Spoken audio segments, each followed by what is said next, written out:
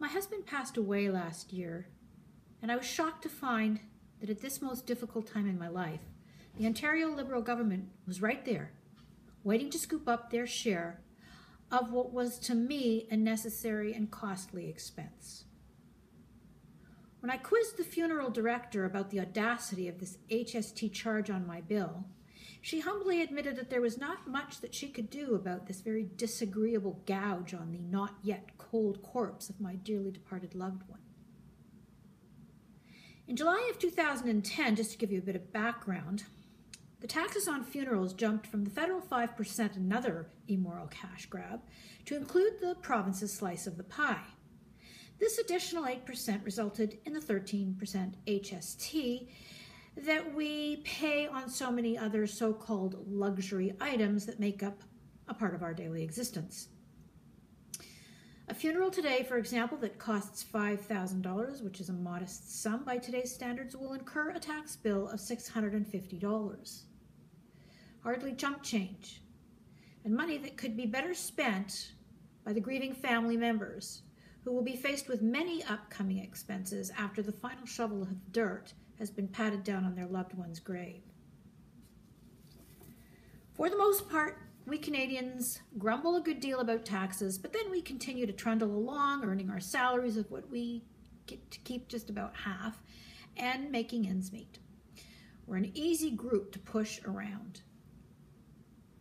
Historically, we've been led by centrist parties who, while making us work for half the year for them before getting to enjoy the other half of our hard-earned dollars, they've been at least semi-responsible and done nothing major to upset the apple cart. Well, all that has changed since our province and now our country on a federal level have moved to the left of the left political spectrum. And the result has been to pile on the taxes with no end in sight. Carbon tax, green energy tax, debt retirement electricity charges, environmental fees, etc., etc. You name it. The government will find a way and has found ways to tax it. And so we complain and criticize around the water cooler, but we never rise up in protest or take our dissatisfaction to the ballot box. Nope. We re-elected the Wynne Liberals after a dismal 8 years of waste and squandered money under McGuinty, and a party plagued by scandals and OPP investigations. So presumably one could say that we are the authors of our own misfortunes. In fact, I'm convinced that our celebrity culture when it comes to electing leaders these days is the result of low information voters who pick cute, cool guys in lieu of politicians who actually have a resume behind their name and one that qualifies them for the job. But I digress. Burying someone you love is not a luxury. It is a painful necessity that will be followed by complicated legal maneuvering and out-of-pocket expenses for things that the grieving party cannot even begin to comprehend at a time of intense suffering and loss. No one has the strength or will to fight at a time like this, and so the government rubs its hands in glee, knowing full well that we as individuals will be too preoccupied to resist, while reaching deeper into our pockets to extract what more they can from our broken lives.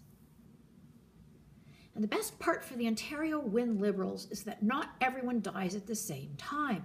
So we cannot count on strength in numbers to protest this outrageous profiteering. We can only hope that if elected next spring, the Conservatives will abolish this most abhorrent and hard-hearted practice. Be sure and quiz your MPP on that one, folks.